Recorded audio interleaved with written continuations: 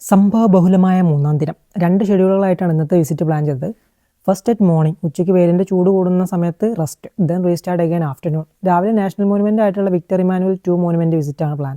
അത് കണ്ടിറങ്ങിയപ്പോഴേക്കും വെയിൽ കൂടുതലായതുകൊണ്ട് പിന്നെ കൂടുതലൊന്നും കറങ്ങാൻ നിൽക്കാതെ മടങ്ങി. ലഞ്ച്, ദെൻ വിശ്രമം. വേൾഡ് വണ്ടർ കൊളോസിയം കാണാൻ 4 മണിക്കുള്ള സ്ലോട്ടാണ് നമുക്ക് കിട്ടിയിരിക്കുന്നത്. സോ 3:45 എൻട്രി ഗേറ്റിൽ റിപ്പോർട്ട് ചെയ്താൽ മതി. ബട്ട് എ ബ്യൂട്ടിഫുൾ ഭാഗ്യത്തിന് റൂമിലെത്തിയപ്പോൾ ടാപ്പിലെ വെള്ളം ലീക്കായി വാഷ് ബേസിൻ്റെ ഡ്രെയിനേജും ബ്ലോക്കായ റൂമിലാകെ വെള്ളം കയറി കിടക്കുന്നു. ഉച്ചയ്ക്ക് തിരിച്ചു വരാനുള്ള പ്ലാൻ ഇല്ലായിരുന്നെങ്കിൽ ഇവിടെ വേനൽക്കാലത്ത് വെള്ളപ്പൊക്കമായി പോയേനെ. എന്തായാലും വിശ്രമസമയം വെറുതെ ഇരിക്കേണ്ടി വന്നില്ല. ഇവിടുത്തെ കാഴ്ചകൾ കാണുന്നതിനേക്കാളും എൻ്റർടൈനിങ് ആയിട്ട് കടന്നുപോയി. ബട്ട് അപ്പോഴത്തെ തിരക്കിനിടയ്ക്ക് വീഡിയോ എടുക്കാൻ പറ്റിയില്ല.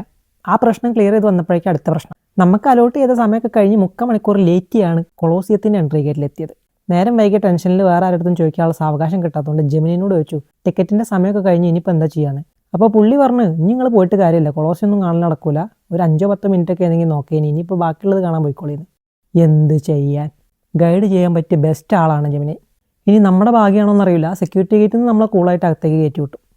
പീക്ക് സീസണിൽ മാസങ്ങൾക്ക് മുന്നേ സോൾഡ് ഔട്ട് ആവുന്നതാണ് കൊളോസിയത്തിൻ്റെ ടിക്കറ്റ്. സോ ചിലപ്പോൾ അലോട്ട് ചെയ്ത ടൈമിൽ എത്താൻ പറ്റില്ലെങ്കിൽ പിന്നെ എൻട്രി മിസ്സാവാനൊക്കെ ചാൻസ് ഉണ്ടാവാം. കൊളോസിയം കഴിഞ്ഞാൽ പിന്നെ സെയിം ടിക്കറ്റിൽ ഇൻക്ലൂഡ് ആയിട്ടുള്ളതാണ് Roman Forum and Palatine Hills. Roman Forum കണ്ടു തീർന്നപ്പോഴത്തേക്കും സന്ധ്യയായി, സമയം തീർന്നു. പലാറ്റിൻ ഹിൽസ് മിസ്സായി. എന്തായാലും കൂട്ടത്തിലായതുകൊണ്ട് ഈ പ്രശ്നങ്ങളൊക്കെ ഭംഗിയായിട്ട് മാനേജ് ചെയ്യാൻ പറ്റി. സോളോ ആയിരുന്നെങ്കിൽ കുറച്ച് കഷ്ടപ്പെട്ടേനെ. This is the difference between travelling solo and travelling in a group.